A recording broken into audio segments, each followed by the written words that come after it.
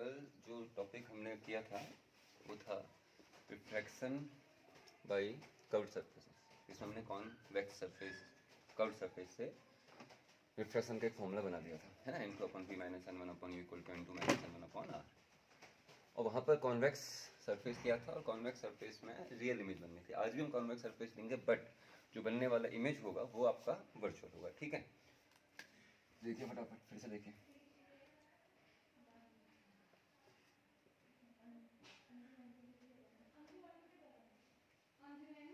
ये हो गया, it is pole centre of curvature X X कह देते हैं।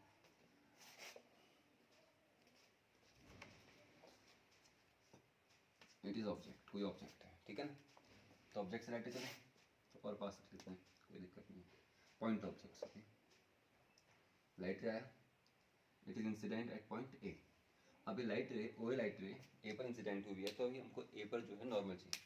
आपको बताया कि नॉर्मल जो होगा वो किसी पॉइंट पर, अगर कर्व्ड सरफेस है, सर्किल या स्फीयर है, तो उसके सेंटर को ज्वाइन करने वाला जो लाइन होता है उस पर्टिकुलर पॉइंट पे जो होगा वो नॉर्मल होगा। तो see a n normal, normal है, नॉर्मल इंसिडेंट, तो this is angle of incidence i. अब हम लोग रियर टू डेंसर जाए, तो ये जो मीडियम हमने माना है, जो कल बता रखा था, इसको हमने रियर कहा था और रिफ्लेक्टिव इंडेक्स n1 कहा था।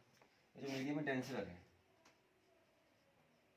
और इसका रिफ्लेक्टिव इंडेक्स n2 है, तो भाई n1 is smaller than n2 या n2 is greater than n1। अब लाइट रे सीधे जाना है, सीधे जा रहा है। अब मीडियम चेंज हो चुका है भाई, अब मीडियम चेंज है एक्स ए, जो हमारा मीडियम है, इंटरफेस यहाँ पर है एक्स पी एक्स जैसे कर्व्ड है, ठीक है। तो रिफ्रैक्शन होगा, बिल्कुल होगा भाई। रिफ्रैक्शन मतलब लाइट अपने पास से बेंड हो गया तो नॉर्मल की तरफ आएगी, नॉर्मल से दूर जाएगी। रियरर टू डेंसर आ रहे हो तो नॉर्मल की तरफ आएगी। कल n2 का वैल्यू n1 से काफ़ी ज़्यादा था, तो बेंडिंग बहुत ज़्यादा हुई थी और लाइट रे यहीं आगे मिल गई थी और हमारी जो इमेज बनी थी वो रियल बनी थी, ठीक है। अब ये लाइट रे जो बेंट हो गई, लेकिन बहुत ज़्यादा बेंट नहीं हुई, हल्का सा बेंट हुई, बहुत ज़्यादा बेंट नहीं, बेंट हुई नॉर्मल की तरफ, इस तरीके से बेंट हुई। अब ये यहाँ तो कहीं मिलेगा नहीं, तो ये जो लाइट रे है वो यहाँ से आती हुई जो होगी अपेयर होगी। जो लाइट रे है जो आपका ओ ए इंसिडेंट लाइट रे, ए भी आपकी रिफ्रैक्टेड लाइट रे, तो जो ए भी रिफ्रैक्टेड लाइट रे है वो इस पॉइंट से आती हुई अपेयर होगी। और दूसरा अगर हम लोग यहाँ पर दूसरी लाइट रे है, नॉर्मली गया सीधे निकल जाएगा। तो ये जो लाइट रे है ये, और जो ये लाइट रे है, ये दोनों लाइट रे जो है ये इस पॉइंट आई से आती हुई अपेयर हो रही है, अपेयर हो रही है, आ नहीं रही है। So it is a image. और कौन सा इमेज हो गया? वर्चुअल इमेज, ठीक है। ऑब्जेक्ट का एंगल हमने अल्फा कहा था, इमेज का एंगल हम लोगों ने बीटा कहा था, और सी वाला एंगल हमने गामा कहा था। आपको याद रखना, ऑब्जेक्ट के लिए अल्फा, इमेज के लिए बीटा और सी के लिए गामा। अल्फा से यू निकल के आएगा, बीटा से वी निकल के आएगा, गामा से आर निकल के आएगा।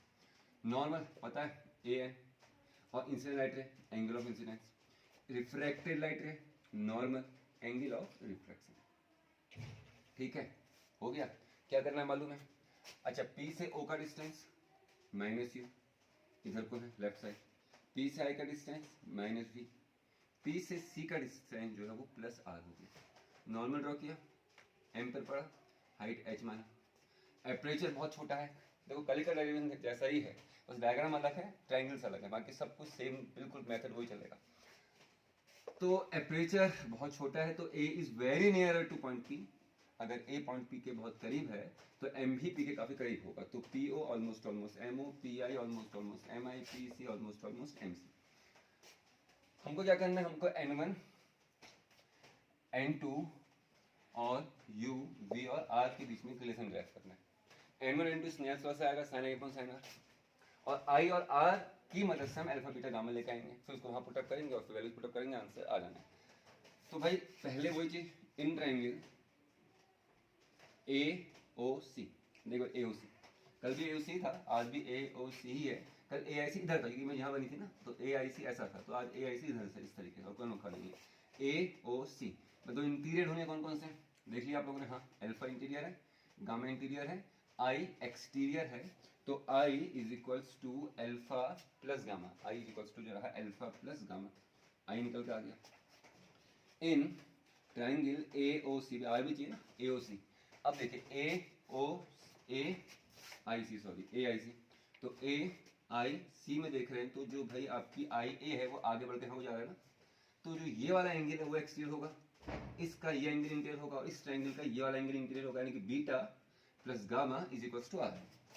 ठीक है, तो are is equals to beta plus gamma.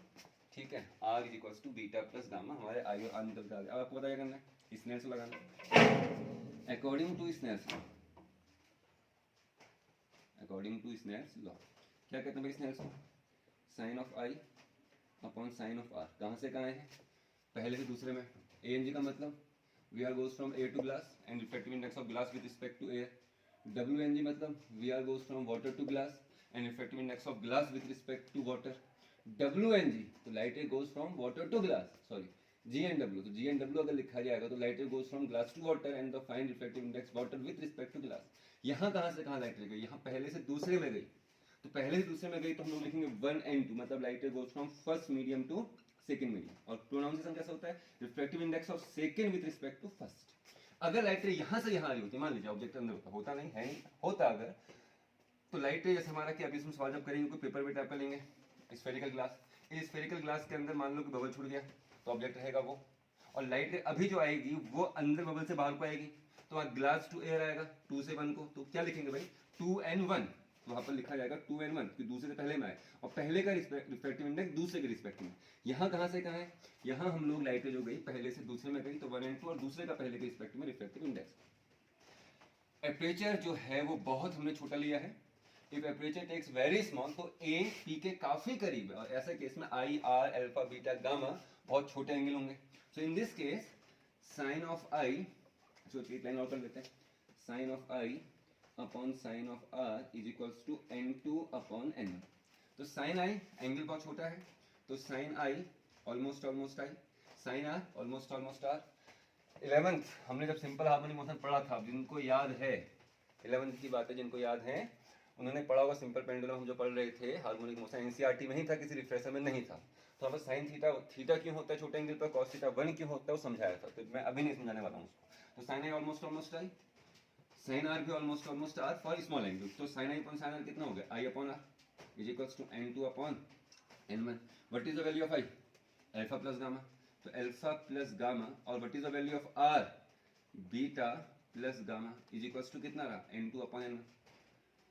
Cross multiplication कीजिए, n1 into alpha plus gamma is equals to n2 into beta plus gamma. ठीक है, अब अल्फा बीटा एक साथ और गामा एक साथ, तो n1 into alpha plus n1 into gamma is equals to n2 into beta plus n2 into gamma. n1 alpha minus n2 beta, n1 alpha minus n2 beta is equals to n2 gamma minus n1 gamma. ठीक है, तो क्या करना है भाई? ठीक है, तो n1 alpha minus n2 beta is equals to, gamma आपका कॉमन आ गया तो गामा कॉमन ले लेंगे तो n2 minus n1। It is final relation basically. ठीक है, इक्वेशन नंबर 1। अब यहाँ पर हम लोग अल्फा बीटा और गामा की वैल्यूज जो है पुट करने वाले हैं फिगर से, जैसे कल किया था। एंगल काफी छोटे हैं तो tan alpha almost almost alpha ही होगा। फ्रॉम फिगर डायरेक्ट करते हैं, अभी फ्रॉम फिगर, दिमाग नहीं करते, फ्रॉम फिगर किस ट्रायंगल में भाई? अल्फा कहाँ से निकलेगा? यहाँ से ए ओ एम, राइट ट्रायंगल चाहिए ना। बीटा कहाँ से निकलेगा? ए आई एम। गामा कहाँ से निकलेगा? A M C. तो ए ओ एम में अगर आप लोग आओगे तो alpha almost almost tan alpha, tan alpha equal to A M upon MO and MO is nearly equal to PO.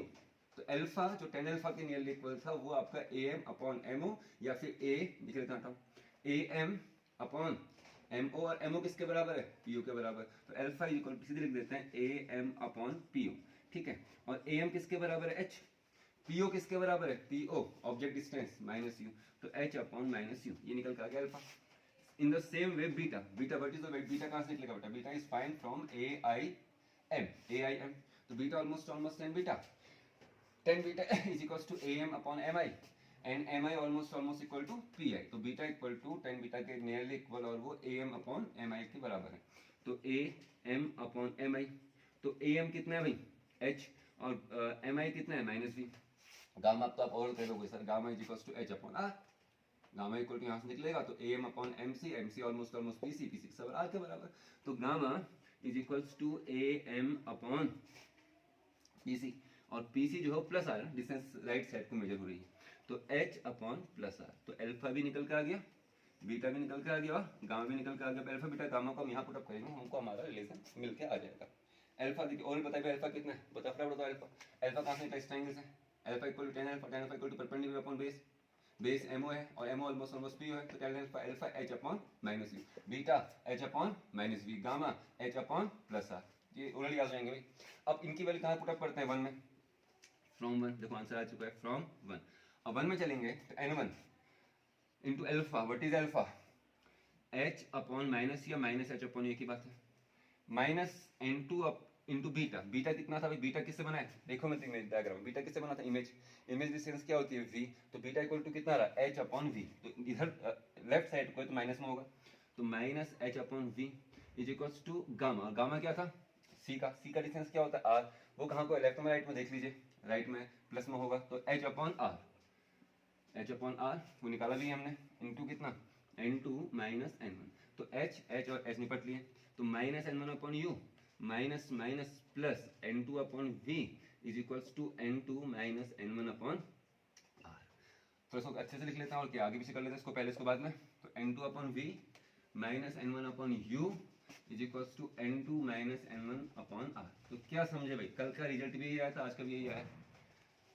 तो जो फॉर्मूला है ये सभी curved surface, spherical curved surface में, बेसिकली स्फेरिकल कर्व्ड सरफेस में सेम रहेगा, चाहे आप कॉन्वेक्स स्फेरिकल सरफेस लो, चाहे आप कॉन्केव स्फेरिकल सरफेस लो, चाहे उसमें कल का केस रियल इमेज बन रहा हो या फिर वर्चुअल इमेज बन रहा हो, फॉर्मूला सेम रहेगा। हम 9th में फॉर्मूला पढ़ा था ना, 10th में 1/f equal to 1/v plus 1/u mirror formula, तो कॉन्वेक्स के लिए थोड़ा था और नहीं कॉन्केव के लिए था, वो कॉन्वेक्स के लिए भी था और कॉन्केव के लिए भी था, चाहे रियल इमेज बने चाहे वर्चुअल बने। इन द सेम वे ये जो फॉर्मूला है ये कॉन्वेक्स रिफ्लेक्टिंग सरफेस के लिए या कॉन्केव रिफ्लेक्टिंग सरफेस के लिए किसी के लिए भी हो सकता है, और रियल बने या वर्चुअल बने उस सभी केसेस में फॉर्मूला एप्लीकेबल है। उतना टिपिकल नहीं था, लेकिन इसमें बेस न्यूमेरिकल अच्छा नहीं करता हूँ, न्यूमेरिकल हम लोग करते हैं तो भाई बड़ा इंटरेस्टिंग टॉपिक लगता है, अभी नहीं लगता है, तो नोट कीजिएगा।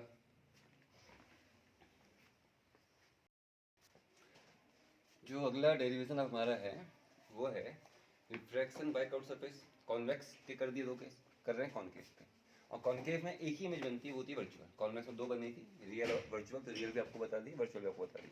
अब हम लोग कर रहे हैं रिफ्रैक्शन बाय कर्व्ड सरफेस का, कौन सा, कॉन्केव कर्व्ड सरफेस, इस तरह से आया ना कर्व्ड सरफेस, ये पूरा ग्लास है, ये कर्व्ड सरफेस हेमिस्फीयर, मतलब ग्लास के ऊपर आपने कटोरा ऐसे रखा है, चलो ऊपर को रखा था ऐसे रखा अंदर को, कॉन्केव बन गया, ठीक है। तो कॉन्केव सरफेस ये है। अब ये सर्किल कहाँ को खुलेगा, कल का कॉन्वेक्स था, कॉन्वेक्स कैसा था, ये था, सर्किल कहाँ खुल रहा था, इधर को, तो सेंटर में ही को आएगा, ये सर्किल कहाँ खुल रहा है, इधर को, तो इसका सेंटर ऑफ कर्वेचर आ गया ये, तो इसका सेंटर ऑफ कर्वेचर रहा ये सी, ठीक है। इस सरफेस का मिडिल पॉइंट पोल, पता है आपको, पोल और सेंटर ऑफ कर्वेचर को जॉइन करने वाली लाइन प्रिंसिपल एक्सिस, ठीक है।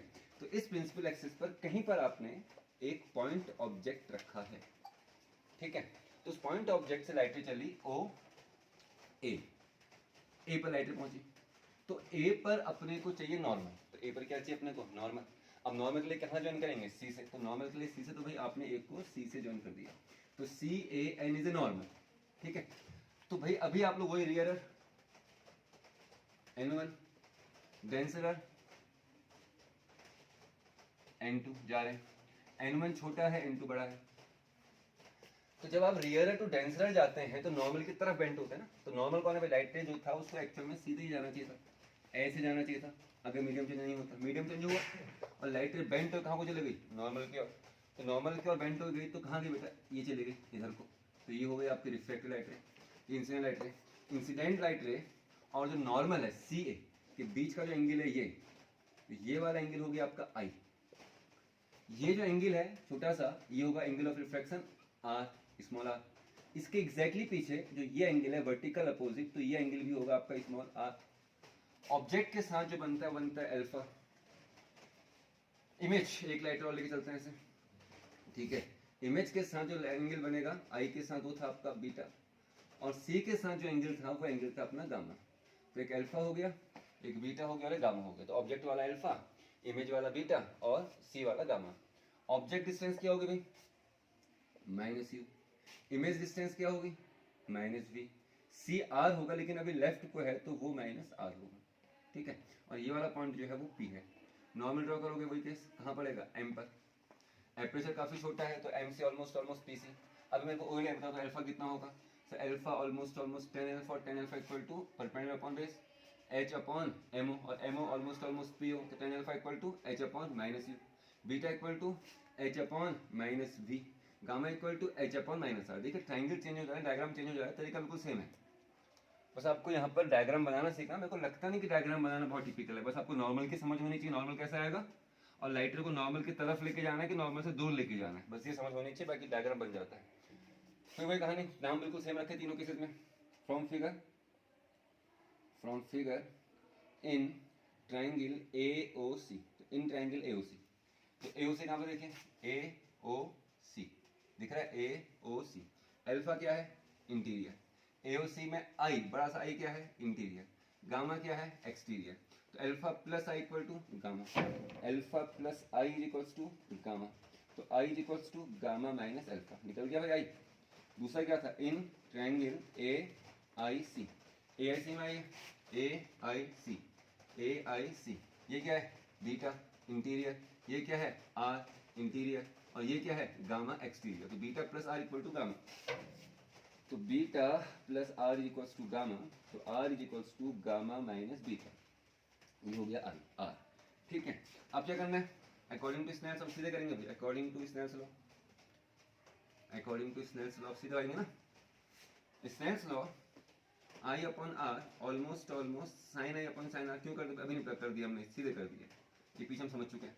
कहाँ से कहाँ है, पहले से दूसरे में, 1 एंड 2, तो आई अपॉन आर कितना होता है भाई, आई अपॉन आर 1 इंटू का वैल्यू कितना होता है, n2 अपॉन n1, आई का वैल्यू क्या है, देखो फिर रिपीट हो गया पूरा, गामा माइनस अल्फा, आर का वैल्यू कितना है, gamma minus beta is equals to कितना है भाई, n2 upon n1, cross multiply कीजिए, gamma minus alpha, gamma minus alpha into n1 is equals to gamma minus beta into n2, gamma n1 minus alpha n1 is equals to gamma n2 minus beta n2। क्या करना है भाई इसके बाद, alpha beta एक साथ, gamma एक साथ, अल्फा n1 तो है ही है, बीटा इंटू वहां से यहाँ आ गया, नेगेटिव का यहाँ के पॉजिटिव हो गया, तो plus beta into minus alpha n1 is equals to gamma into था ही था, ये गामा n1 वहां चले गया तो माइनस गामा n1, तो beta n2 minus alpha n1 is equals to gamma common ले लोगे तो n2 माइनस n, ये रिजल्ट हो गया।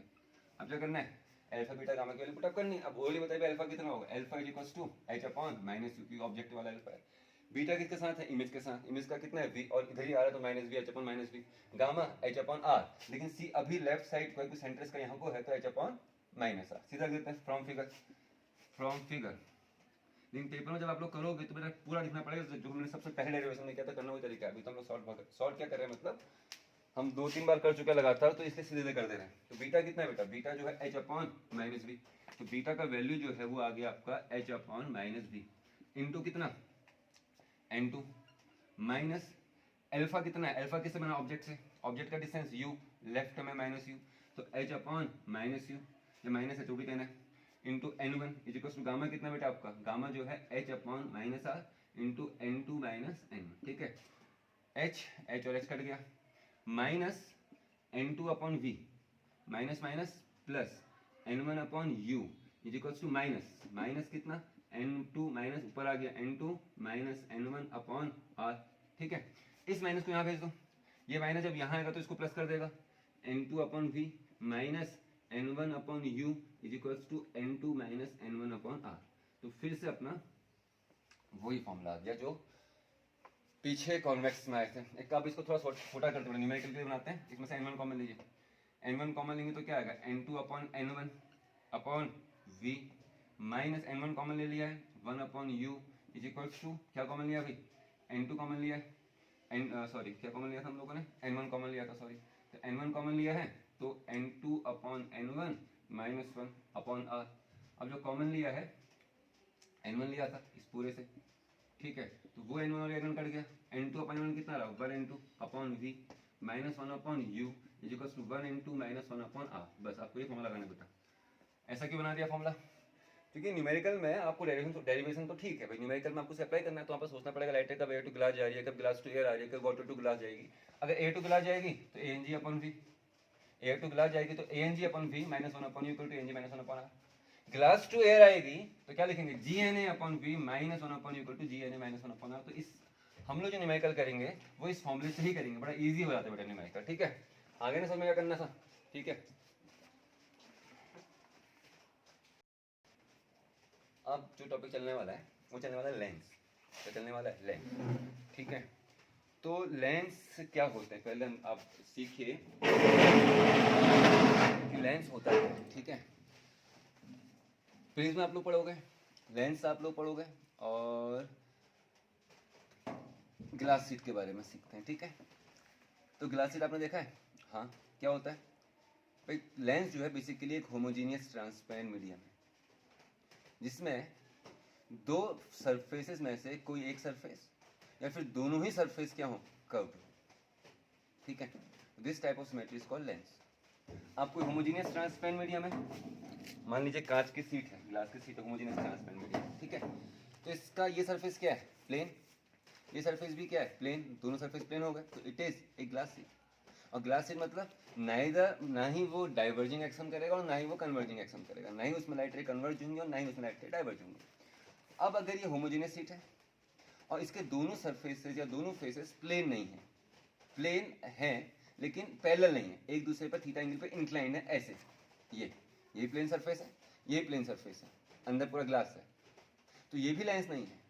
This type of symmetry is called prism. क्या कहेंगे इसको हम लोग, प्रिज्म कहेंगे। अब अगर इसके इन दोनों में से कोई एक सरफेस या फिर ये कर्व्ड हो, ये प्लेन हो, ये कर्व्ड हो, ये प्लेन हो, ये प्लेन हो, ये कर्व्ड हो, तो ये कहलाएगा आपका लेंस। हमारे कोर्स में जो आप लोग लेंस पढ़ते हो, आपने आज तक कॉन्वेक्स और कॉन्केव में भी लेंस सुने, या हमारे कोर्स में जो अभी हैं, देयर इज स्फेरिकल लेंसेज। हमने कहा कि एनी होमोजीनियस ट्रांसपेरेंट मीडियम जिसका कोई एक सरफेस या दोनों सरफेस कर्व्ड हो, दोनों सरफेस प्लेन है, पैरेलल है, ग्लास शीट, नहीं डाइवर्जिंग एक्शन नहीं कन्वर्जिंग एक्शन, दोनों सरफेसेस प्लेन है लेकिन पैरेलल ना होकर एक दूसरे पे इंक्लाइंड है, तो ग्लास शीट ना कहकर प्रिज्म कहलाएगा, लेंस नहीं कहलाएगा। अच्छा, इसका सरफेस कर्व्ड होता कुछ इस तरीके से, मान लीजिए कि प्लेन और इस तरीके से कर्व्ड होता, इस तरीके से ये कर्व्ड या दोनों कर्व्ड होते तो फिर लेंस कहलाता। हमारे कोर्स में जो लेंस है स्फेरिकल लेंस है। आपके घर में पानी की बोतल होगी, पेप्सी वगैरह की आप पीते हो, पानी की बोतल होगी, पानी आपने उसमें डाला तो वो भी तो उसके सरफेस भी तो कर्व्ड है, तो it is also lens, but this is not spherical lens, it is cylindrical lens. हमारे कोर्स में जो लेंस हैं वो है स्फेरिकल लेंस, जो कर्व्ड सरफेस हम लोग लेंगे, जो कर्व्ड हम लोग लेंगे वो हम लोग लेंगे स्फेयर का। तो स्फेरिकल सरफेस को हम लोग कर्व्ड सरफेस वाले ट्रीट करने वाले हैं। तो जो हम जो लेंस पढ़ने वाले हैं वो पढ़ने वाले हैं spherical lenses basically. Convex lens जरूरी नहीं कि स्फेरिकल हो, जो हमारे घर पानी का बोतल है वो भी कॉन्वेक्स लेंस है, लेकिन वो सिलेंड्रिकल कॉन्वेक्स है। हम जो कॉन्वेक्स पढ़ेंगे वो स्फेरिकल कॉन्वेक्स पढ़ेंगे, हम जो लेंस पढ़ेंगे वो स्फेरिकल लेंसेज पढ़ेंगे। हम सिलेंड्रिकल लेंसेज के बारे में डिस्कस यहाँ पे नहीं करने वाले हैं। समझ में आ गई बात, ठीक है। अब सुनिए भाई, अब सुनिएगा कि ये दोनों सरफेस है, दो सरफेस है, ये दोनों सरफेसेस प्लेन है, तो it is a glass sheet, just glass sheet. तो लाइट आएगी पैरेलल जाएगी, नहीं डाइवर्जिंग नहीं कन्वर्जिंग। दोनों प्लेन है, प्लेन है, प्लेन समझ रहे ना, कर्व नहीं प्लेन है, but inclined at an angle, तो it is prism not lens. अब इन दोनों में से कोई एक कर्व्ड होता है, मान लीजिए कि ये वाला सरफेस कर्व्ड हो जाता है, ये प्लेन हो जाता, या ये वाला सरफेस प्लेन होता है कर्व्ड हो जाता, या ये वाला सरफेस कर्व्ड ये प्लेन, तो लेंस तो होगा। या दोनों ही यहाँ पे क्या हो गए, कर्व्ड हो गए, ये भी क्या कर रहा है, लेंस। लेकिन यहाँ पर जो कर्व्ड हम लोग ले रहे हैं वो स्फेरिकल पार्ट, स्फेयर का एक पार्ट ले रहे हैं, तो हम लोग स्फेरिकल लेंस पढ़ रहे हैं। सिलेंड्रिकल लेंस अगर सिलेंडर होता तो भाई ये भी तो इसके अंदर आपने कोई ग्लास है या होमोजेनियस ट्रांसपेरेंट मीडियम है, पानी की बोतल ही लेते हैं, पानी की बोतल है, पानी भरा हुआ है, आपने खिड़की के बगल में रखा है, सुबह के टाइम में रोशनी अंदर को आ रहा है, आप देखोगे जो रोशनी आती है एक पॉइंट पे लाइन टाइप की दिखाई देती है, लाइट को कन्वर्ट कर देता है, वो भी तो कॉन्वेक्स लेंस है, लेकिन स्फेरिकल कॉन्वेक्स नहीं, इट इज सिलेंड्रिकल कॉन्वेक्स। तो जस्ट डेफिनेशन क्या है कि कोई भी सरफेस कर्व्ड हो, एक या फिर दोनों, ठीक है। तो हम लोग स्फेरिकल लेंसेज पढ़ रहे हैं बेसिकली। लेंस दो टाइप के होते हैं, कन्वर्जिंग और डाइवर्जिंग, कन्वर्जिंग और डाइवर्जिंग। तो this lens is called converging lens, convex, convex मतलब converging. This lens is called diverging, concave. पता कैसे लगा, जो लेंस बीच में मोटे हैं किनारों में पतले हैं, आपने छू के देखा और बीच में मोटे दिखाई दे रहे हैं, किनारों में पतले दिखाई दे रहे हैं, तो दिस इज कॉन्वेक्स और कन्वर्जिंग। जो बीच में पतले हैं और किनारों में मोटे हैं वो कहलाएंगे कॉनकेव, मीन्स डाइवर्जिंग। समझ की बात। सन ग्लासेस जो हम लोग चश्मा पहनते हैं कंपनी का ब्रांडेड, उसकी बात चल रही है, उसमें दोनों सरफेसेस कर्व्ड हैं और पैरेलल हैं, समझ रहे हैं? तो ये भी लेंस है, लेकिन इसका पावर अभी हम लोग निकालेंगे 0। अगर ये दोनों पैरेलल नहीं होते, इसकी थिकनेस यूनिफॉर्म नहीं होती, ये इस तरीके से होता ऐसा, तो ये हो जाता आपका कॉन्केवो कॉन्वेक्स, डाइवर्जिंग लेंस की तरह काम करता, आगे खराब हो जाती। समझे? दोनों सरफेस क्या होनी चाहिए? पैरेलल। समझ की बात? तो ये था हमारा लेंस, ठीक है। तो भाई लेंस कौन सा लेंस? जो लेंस बीच में मोटे किनारों में पतले, वो क्या कहलाएंगे? बीच में मोटे किनारों में पतले क्या कहलाएंगे? कॉन्वेक्स। बीच में पतले किनारों में मोटे क्या कहलाएंगे? कॉन्केव। कॉन्वेक्स का काम क्या है? कन्वर्जिंग। कॉन्केव का काम क्या है? डाइवर्जिंग। तो कॉन्केव है, कॉन्वेक्स है, ठीक है। अच्छा, अब कुछ इनकी फैमिलीज हैं। ये क्या है? लेंस, कर्व्ड है, दोनों कर्व्ड है। ये क्या है? लेंस, सर एक ही कर्व्ड है। तो हमें डेफिनेशन में क्या कहा था? भाई कोई एक या फिर दोनों ही हो, कम से कम एक तो कर्व्ड होना चाहिए, ठीक है। ये क्या है? Sir lens. तुमने कहा सर ठीक है, ये कौन सा लेंस है? सर बीच में मोटा किनारों में पतला, बीच में मोटा किनारों में पतला, कॉन्वेक्स फैमिली, बीच में मोटा किनारों में पतला, कॉन्वेक्स फैमिली, बीच में मोटा किनारों में पतला, कॉन्वेक्स फैमिली। तो तीनों ही कन्वर्जिंग करेंगे। तो तीनों कॉन्वेक्स फैमिली के अंदर इनका सरनेम तो हो गया कॉन्वेक्स, इसका नाम पड़ेगा by, surname convex, by convex. एक सरफेस प्लेन है लेकिन है कॉन्वेक्स फैमिली का, तो प्लेनो कॉन्वेक्स। एक सरफेस धसा हुआ है कॉन्केव, लेकिन है आपका कॉन्वेक्स फैमिली का, तो कॉन्केवो कॉन्वेक्स। तो इसका नाम क्या है? Plano by convex. इसका नाम क्या है? Plano convex. इसका नाम क्या है? कॉन्केवो कॉन्वेक्स, ठीक है। इन द सेम वे ये क्या है भाई? बीच में पतला किनारा मोटा, कौन सी फैमिली? कॉन्केव, ठीक हो गया। ये क्या है? बीच में पतला किनारों में मोटा, लेकिन एक सरफेस प्लेन, लेकिन बीच में पतला किनारों में मोटा, तो कॉन्केव फैमिली, डाइवर्जिंग करेगा, फैलाएगा राइटरों को।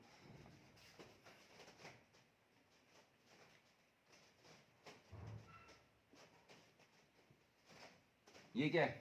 बीच में पतला किनारा मोटा, बीच में पतला किनारा मोटा, तो ये भी कॉन्केव फैमिली, ये भी कॉन्केव फैमिली, ये भी कॉन्केव, ये भी कॉन्केव, ये भी कॉन्केव, ये भी कॉन्केव है। दोनों कॉन्केव है, तो बाई कॉन्केव। एक कॉन्केव एक प्लेन, तो प्लेनो कॉन्केव। एक कॉन्वेक्स, लेकिन देखो यहाँ पर कॉन्वेक्स फैमिली का था तो पहले कॉन्केव पड़ा, कॉन्केवो कॉन्वेक्स। ये कॉन्केव फैमिली का है, और एक कॉन्वेक्स है, तो इसका नाम होगा कॉन्वेक्सो कॉन्केव। कॉन्वेक्सो कॉन्केव, सरनेम कॉन्केव, इसका भी कॉन्केव, इसका भी कॉन्केव, इसका भी concave, surname concave. कॉन्वेक्सो concave, plano concave, by concave, by convex, plano convex और कॉन्केवो कॉन्वेक्स। और ये तीनों लेंस क्या काम करेंगे बेटा? कन्वर्जिंग। समझ आती बात? तो इसकी डेफिनेशन वगैरह जो है वो कल वीडियो में या फिर जो हमारी ऑनलाइन क्लास स्टार्ट होंगी वहां पर हम उसको डिस्कस करेंगे, ठीक है ना। चलिए इतना ही करते हैं। अब कितने मिनट से बन गए?